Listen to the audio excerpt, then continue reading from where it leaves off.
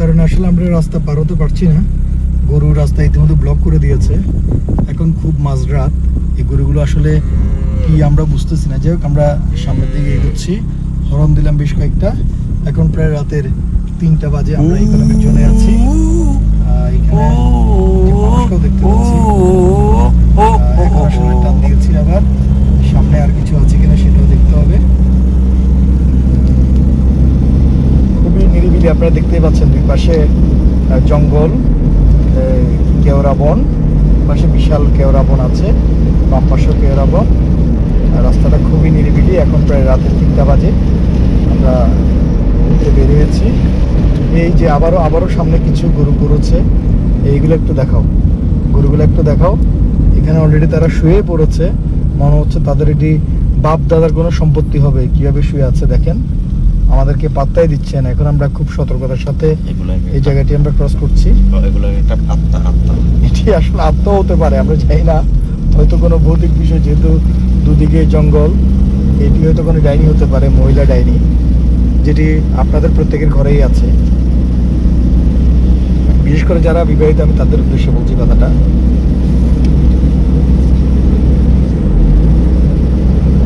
আবার গাড়ির টান দেওয়া শুরু করলাম, দেখি সামনে কোনো ভুল জিন করে কিনা। হ্যাঁ, ঠিক আছে, সামনে আবারও, এটা সম্ভবত জিনের একই গরু বারবার আসছে। এখন আমরা কিভাবে যাব সেই চিন্তা করছি, আসলে নিজেদের কাছে ভয় লাগছে। এটি আসলে মাঝ রাত। হ্যাঁ, এখানে সব ওয়াও দেখা যাচ্ছে চারদিকে, এই যে দেখছেন। এখন আমরা কি এই যেভাবে ওভারটেক করে যেতে হচ্ছে।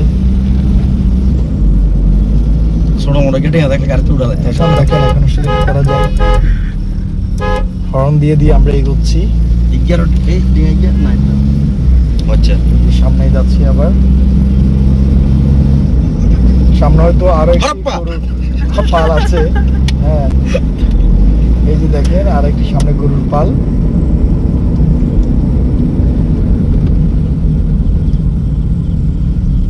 এটিকেও আমরা ক্রস করলাম কোনোভাবে।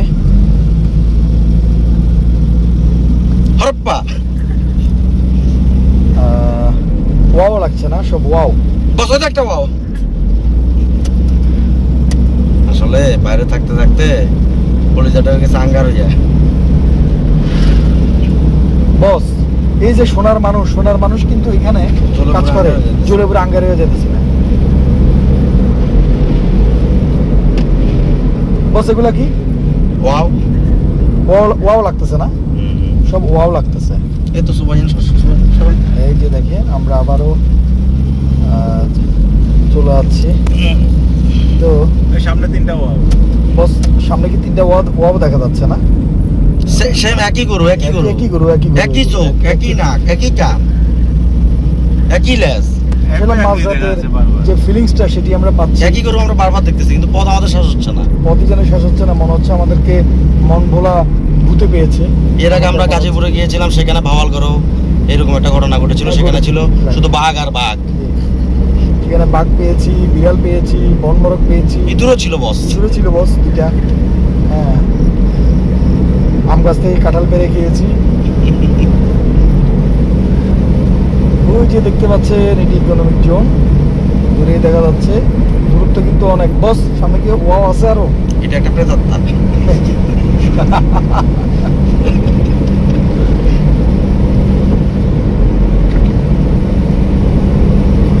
আসলে ছোট ভাই রিকোয়েস্ট আজকে আমি বেরোলাম। আমাদের পিছনে শ্রদ্ধা একজন মুরব্বী আছেন, নাম অনিক নন্দী। উনি আমাদের পিছনে ঘাপটি মেরে বসে আছেন। তিনি ভীত হয়ে আছেন, ভীত সন্তুষ্ট হয়েছেন। রাতে প্রায় এখন 3:10। তিনি মাম্বাই ডেরির একমাত্র ছেলে। আমরা তাকে আসলে জোরপূর্বক নিয়ে এসে উনি ভয়ে 2বার বমিও করে দিয়েছেন।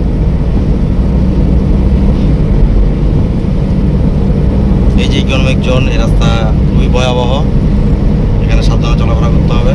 এখানে শুধু ওয়াও আর ওয়াও। আপনারা রাতে আসলে অবশ্যই হুজুর থেকে তেলপড়া তাবিজ নিয়ে আসবেন। এখানে কিন্তু ভূতের উপদ্রব অনেক আছে। দেখেছি নিশ্চয়ই, আমরা গরুরূপী কিছু ভূত প্রেতাত্মা দর্শন আমরা পেয়েছি। আপনাদেরকে আমাদের লোকেশনটা বলে দিই। এটা হচ্ছে অস্ট্রেলিয়া, সিডনি থেকে প্রায় 5 কিলোমিটার ভিতরে।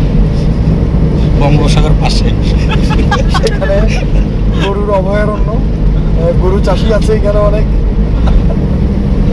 কি লিখছে এখানে?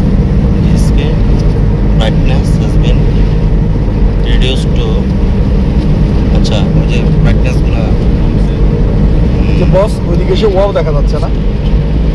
বছর তো একটা ওয়াও, এই যে বঙ্গোপসাগরের কলকাতা, ওই যে অনেকগুলো ওয়াও, এই যে এগুলা এক একটা সিএনজি, এগুলা এক একটা প্রেতাত্মা হয়ে আছে।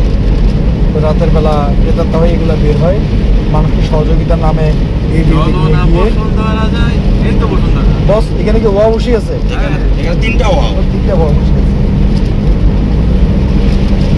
বস ভিডিওকে ক্লোজ করবো। ক্লোজ করে দাও বস।